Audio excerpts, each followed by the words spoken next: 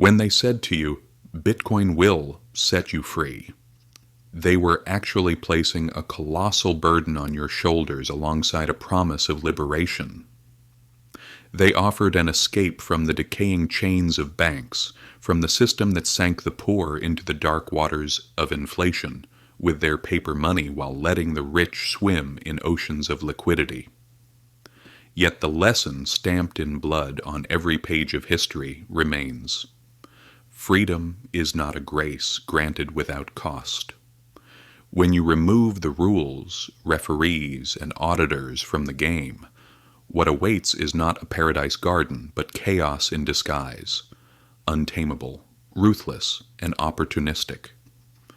Understanding Bitcoin requires revisiting the collective betrayal we felt in 2008 when the cold corpse of global trust lay bare.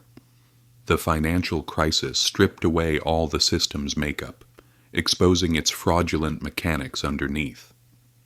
The collapse of Lehman Brothers was not just the bankruptcy of banks. It was a moment when accountability evaporated, control was lost. Central banks poured trillions into rescuing the very institutions that had orchestrated the disaster, while ordinary people lost their homes, jobs, and dignity. This was more than an economic crisis. It was proof that financial order relied not on stability, but on blind faith. Amid this global wreckage, this great disappointment, a ghost named Satoshi Nakamoto emerged from the shadows of the digital world. The 9-page white paper was more than a code blueprint. It was a deeply political and rebellious manifesto. Bitcoin, a peer-to-peer electronic cash system. The idea removed bankers' dirty hands from the equation, protected the supply with a firm mathematical seal of 21 million coins, and eliminated central authority, manipulation, and corruption. Every transaction would be etched into the indelible public ledger called the blockchain, a financial history that could never be rewritten.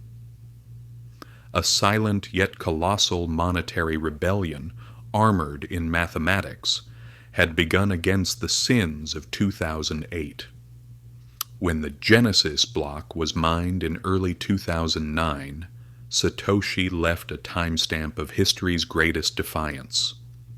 The Times 3rd of January 2009, Chancellor on brink of second bailout for banks. This was not merely a newspaper headline, it was a digital slap at the collapsing order. But what was this sacred race called mining? In the Bitcoin world, mining was not digging soil, but navigating the universe's complex mathematical labyrinths. When a miner's processor solved the puzzle, a new block was added to the chain, and new bitcoins were born as a reward. This was the heartbeat of the network. Thousands of machines competed to uphold justice and integrity without a leader. In place of government laws, the cold, immutable laws of mathematics prevailed. The early believers joined this cause immediately. Libertarians, cryptographers, visionaries seeking to separate money from politics. They sent a few coins back and forth in small forums. Then came the famous moment. Laszlo Hanyecz ordered 2 pizzas for 10,000 BTC, worth over $600 million today. Not just the most expensive meal in history, but the first bitter, ironic interaction of stateless money with the real world. Yet this era of innocence did not last long. As Bitcoin's price surged from $1 to $1,000, the ideological dream collided with the harsh wall of greed.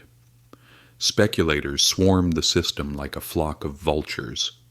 Exchanges like Mt. Gox transformed into massive casinos overnight. In 2014, the inevitable disaster struck. Mt. Gox collapsed and 850,000 bitcoins vanished into thin air. When $450 million of digital gold disappeared, people faced a painful truth. There was no police to pursue, no court to appeal to, no authority to hold accountable. The blockchain had recorded every penny lost in real time, but there was no power to restore them. The technology worked perfectly, but humans, as always, failed. Here lies Bitcoin's greatest paradox. By eliminating intermediaries, it leaves no safe harbor. Every transaction is final. Every mistake is eternal.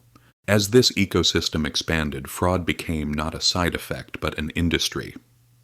Ponzi schemes, fake wallets, sudden rug pulls. In 2022 alone, users lost $3.8 billion. The blockchain lets you trace the money's path to the darkest addresses, but you do not hold the key to knock on that door. Cold wallets like Ledger or Trezor can shield you from hackers but cannot protect you from your own ignorance or willingly sending money to a fraudster. Bitcoin offers a choice, either absolute freedom or absolute protection. You cannot have both. Bitcoin broke chains but also dismantled every safety net ordinary people relied on. Still, people continued to believe because Bitcoin became more than money. It was a protest against a rotten system. Yet hidden in this rebellion is a tragic truth. Freedom without boundaries feeds chaos. In 2021, El Salvador turned this utopia into state policy. Young President Nayib Bukele declared Bitcoin legal tender, driving a digital dagger into the global system. Chivo wallets were distributed, ATMs installed, and Bitcoin Beach hailed as sacred ground for financial revolution. The world called him crazy. He called himself a libertarian.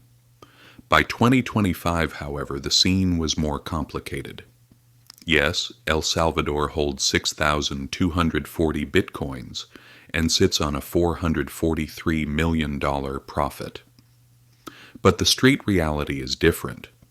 Only 8% of Salvadorans use Bitcoin. The rest remain anchored to the familiar safety of the US dollar. Under IMF pressure, Bitcoin usage shifted from mandatory to voluntary. Bitcoin Beach became a touristy set piece. For ordinary citizens, the revolution brought confusion and system failures rather than freedom.